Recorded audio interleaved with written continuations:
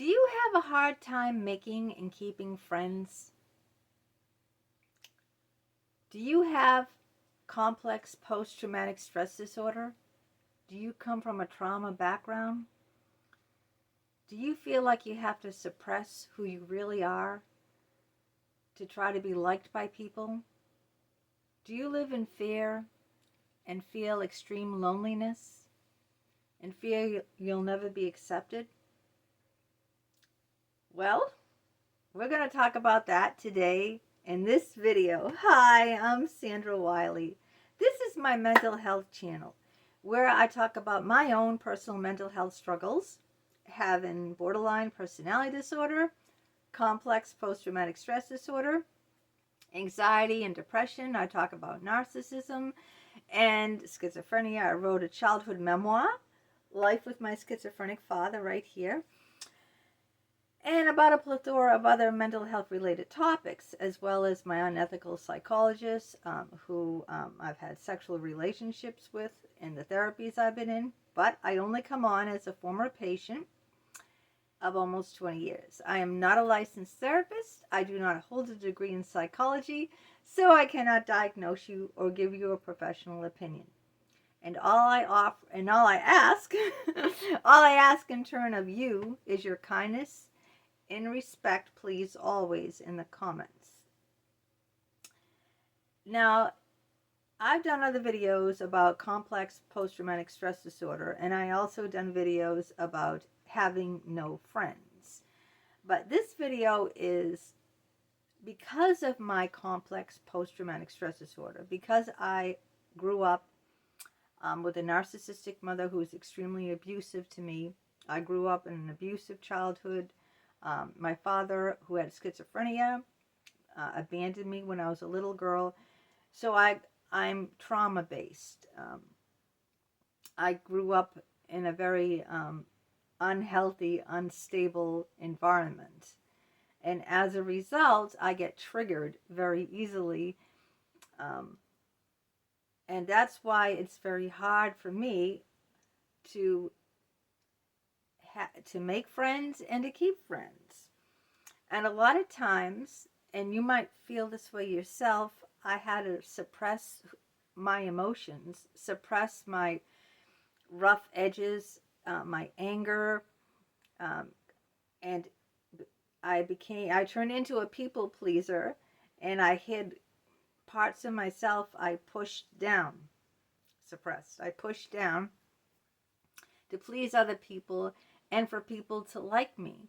So they really weren't having a relationship with me. They were having a relationship with an image, some sort of fantasy that they made me out to be, which I wasn't. But they never really got to know the real me because I was so afraid to let that come through. And every time I let that come through, I was rejected. So if you've been rejected every time you show parts of yourself, then you wall those parts up of yourself and you shut them down, you box them up, and you put them away because you're afraid every time you try to take them out, open them up, you've been rejected, you've been hurt. And there's only so many times a person can be hurt over and over again before they just shut down completely. Well, in this video, I'm going to try to help you with that and tell you what's worked for me having complex post-traumatic stress disorder and having a hard time making and keeping friends. How I help myself with my extreme isolation and loneliness. Now, how I did that was I focused more on myself by writing my books and doing this YouTube channel. And especially by doing my YouTube channel, I got myself out there and I receive comments, I receive emails from other people like you, and I listen to people on the YouTube who have their own channels, and it has helped me feel less lonely. So I would, and I've seen other people do this, I would advise you to join YouTube, maybe start your own channel. Maybe there's something that you enjoy doing, like painting. So put your painting, put your artwork up on YouTube, or crafting, doing crafts, do videos about that. When you do that, when you focus more on yourself and start doing things that you really love and enjoy, and you share that with other people like I do, and I do this, you don't need any money to start a YouTube channel at all. All you need is a phone. How many people have a phone? Okay? How many people really enjoy doing a particular thing? Whether you enjoy baking, cooking, crafting, painting, drawing, singing, singing karaoke. Doesn't matter what it is, okay? How many people of you enjoy doing something, and how many people of you have a phone? Raise your hand. That's all you need, okay? And it doesn't cost you any money to put out there. And then what you do is you're drawing your tribe to you. I'm drawing people to me by sharing myself on my YouTube channel. I am drawing like-minded people to me. And I've made friends by doing this. And even though people will say, well, that's not a real friendship, but I feel a sincere connection with you. All right, my subscribers. I really do. Not with every single subscriber, of course not. Because if no one ever comments, how am I ever going to get to know them, right?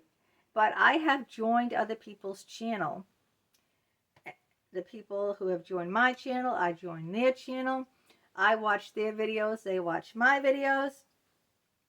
And that way I feel like I know them. I'm getting to see them wherever they live, okay? All different parts of the state, some in other countries, but predominantly they're in the United States.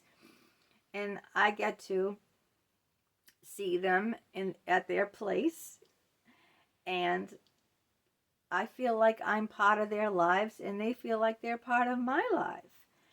And when you respond to me in the comments or ask me a question, and when I answer you in the comments, that is a connection. It's a human connection. It's real. It's a real human connection. And I think doing that helps, combat the fear that we live in. It combats the loneliness. It does so for me. I don't feel as lonely now since I have my YouTube channel, and I've joined other people's YouTube channels, and I comment on other people's videos. And when they respond to my comments on their videos, I feel that connection with them. And it does make me feel alive. It makes me feel like, there's someone out there, someone like me who I'm connecting with. And it's very freeing. A lot of people have said, why don't you join groups? You feel lonely, join a group in the library. Now, I go to the library 3 or 4 times a week. That's how often I go to the library. And there's groups at the library. There's various groups going on at the library that I could join. But I'm afraid to join those groups because I know these women that go to the library. They're my age, but they don't look like they're too together upstairs. You know what I'm trying to say? I'm not trying to make a fun or put down anyone who has mental illness, because I have mental illness. But what I'm trying to say is, if I join those groups in the library, those women are there constantly. They're sisters, and they're like in their mid-60s. They're pretty old. And they are there morning, noon, and night. Every time I go to the library, they are there, except they don't bother me. They bother other people that they know. I just don't want to be in a situation where I'm trapped. You know what I mean? Trapped. If you ever gone to a place where you wanted just some quiet and peace and to get away, the library to me is a sanctuary. Okay? If I join a group, these women are parts of, they are involved in these groups they have at the library, and they know people in the groups, and they kind of like leeches, you know. I don't want to go to the library and want to read my book, take out my book, and then these women come and they bombard me, and they won't leave me alone, because I'm the type of person that people it's very hard for me to set boundaries. So if someone comes up to me and starts talking, and I've had this happen many times, I stand there and I am dying to get away. I'm actually having a panic attack right in front of them, like, you know, because I feel trapped. You ever feel that? Do you ever feel trapped where someone comes up to you and you really don't want to talk to them, and they keep talking and talking and talking and talking, and you're trying to be polite, you know, and you can't wait to get away. Well, I don't want to feel that. I don't want to feel trapped like that in the library, because, as I said, the library is a sanctuary to me, a place where I can get away from everyone, a place I go to restore, you know, to have some quiet time. I take a book out and I read it, and I'm not bothered by anyone. There was a mentally ill woman who was friends with one of my neighbors who I used to go to high school with. She was a sister of one of my neighbors, and she used to go to the library all the time. And when I was trying to like read, she would come up and she'd start talking to me every single time. It wasn't like, "Hi, good to see you. How you doing? How are your sons?" Like, she'd stand there and she'd talk about, like, she wasn't right upstairs. She'd talk about like weird, strange things out of the blue. Subjects like I couldn't even begin. Like, if I started talking about Little House on the Prairie, she did this once. I don't know, just out of the blue, I started talking about Little House on the Prairie to you. And you're like, huh? You know? And you really don't want to hear it. You ever been in a situation like that where you're just trying to do something, whatever it is? You're trying to, this happens in the supermarket too. You ever have that? Well, you're trying to do your groceries. You got a lot of things to do when you get home. You want to do your groceries. You want to get home, and then you bump into someone at the supermarket while you're trying to grocery shop, and they're talking to you, and they keep talking and talking and talking, and you go, "Geez, I have a long list of items that I need to get. I need to do my groceries. I need to get out of here because I got to go home. I got to cook dinner," or whatever you have to do, and you feel trapped. You don't want to be rude to them. So you're trying to pull yourself away little by little. So you don't have to worry about that on the YouTube, all right? Because that's what's wonderful about it. I get to make friends on YouTube, and I can respond to their comments, and they can respond to mine when I'm ready to respond, and when you are ready to respond, right? If I write a comment on your channel, it's not like in real time where you have to respond at that minute, right? Or where I have to respond to you in that minute and feel pressured.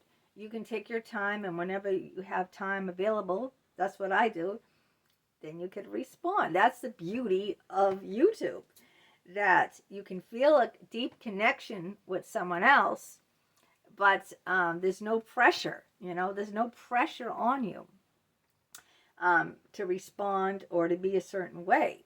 Like, and I've seen like beautiful people like Dead Wolf Resistance, he's one. Ruby, she's another. Daphne Reloaded, right? Rudy Space K. Ruby, Daphne, Deadpool. These are a few people who I'm friends with on YouTube, where I feel a deep connection with. But there's no pressure on me or on them, okay? We can be ourselves. These people have their own YouTube channels, and they show their real side of them, what they enjoy, what they do. And I know you're going to hear people say how the internet has ruined everything and how there's no real connections out there, like on Facebook. It's all fake. But I don't believe it's fake. All right? I don't believe it's fake. I believe these people like Ruby, she's real. Daphne's real. Deadpool's real. These people are real people. In their videos, they're doing real things, you know. We're learning about them personally. They're showing their real colors, okay? They're telling us, you know, a year free from heroin. That was Ruby, you know. She's doing a live video walking to the clinic. I mean, she's showing us her real, true self. And we're accepting her real, true self. And there's a deep connection. I'm showing my real, true self in my videos here with you. I don't have to suppress myself. I can be wild and crazy and zany in my karaoke. I can dress up in wigs and costumes. I can come on here and pour my heart out and tell you how I was SA'd and physically assaulted by my therapist. I can say all that and be accepted. You know, like if I was somewhere else in the outside world, I would not be accepted.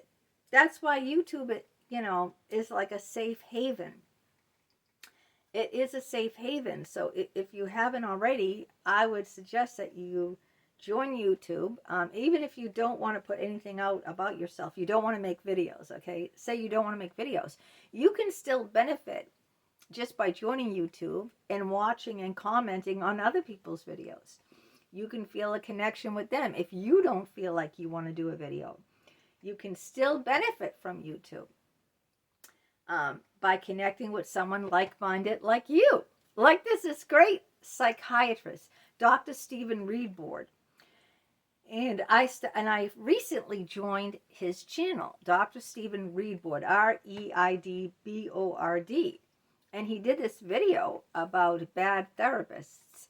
And I really connected with him because I have been badly abused. If you've watched my other videos, I don't want to go into the detail about how I was SA'd sexually, and because I've done other videos about that. But he goes on in his video talking about bad therapists. And I watched it and I commented, and it really felt like I was in therapy with him. And he commented to my comments, and I felt a deep connection with him. And, you know, this is the first time in like almost 4 years I felt a connection with a therapist. And this is a person who's on YouTube. And so when I want to feel that connection, all I have to do is go on YouTube to his channel and watch his videos. And that feels good. So this is what I'm suggesting to you. And this is what helped me with my fear and my loneliness in doing this. And there's all sorts, you can just type in and find out, you know, whatever you're interested in, YouTube has it. YouTube has a person who's doing it. So whatever your, you know, interest is, or whatever you're going through right now, post-traumatic stress disorder, you'll find other people who have post-traumatic stress disorder. You'll find other people who have no friends. You'll find other people who have borderline personality disorder, or whatever it is that or bipolar, or drug addictions, or whatever you're going through, or who have been SA'd, or, you know, have narcissistic parents. Whatever you've been through, whatever you're going through, you will find it on YouTube. Someone else. You're not alone. That's what I'm trying to say. It's so beautiful about it. You know, and YouTube isn't promoting me or paying me to say this, honestly. I don't get a penny from YouTube. Not one penny, even though I'm monetized.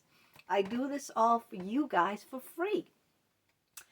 But you will find it on YouTube, and you can reach out, and you will feel that connection with someone.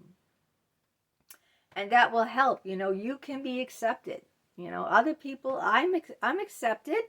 I'm myself here. I tell you guys everything. I tell you guys deep, dark things that, you know, and I watch other people's YouTubes, and they're themselves. They're 100% themselves on their YouTube channel. You can find it. You can get that connection. All right. If you are interested in any of these books that I have written, the links to all those are down below in the description. If you'd like to help my channel out, you can buy me a cup of coffee by supporting my channel. And that link is down below in the description as well. If you are new to my channel, welcome, welcome, welcome. Stick around, take a chance, give it a thumbs up, hit that subscribe button on the lower right-hand corner. It's 100% free, so what do you have to lose? That way you will be notified each and every time a new video of mine comes out. And I'll always answer the comments. And if you'd like to email me and have a what is it called? Pen pals? We can be pen pals. Just email me. I will always answer you back. My email address is below in the description. It's Leanne, Leeann 827 at 827 at hotmail.com. That link is down below. And until next time, have a great day. Take care.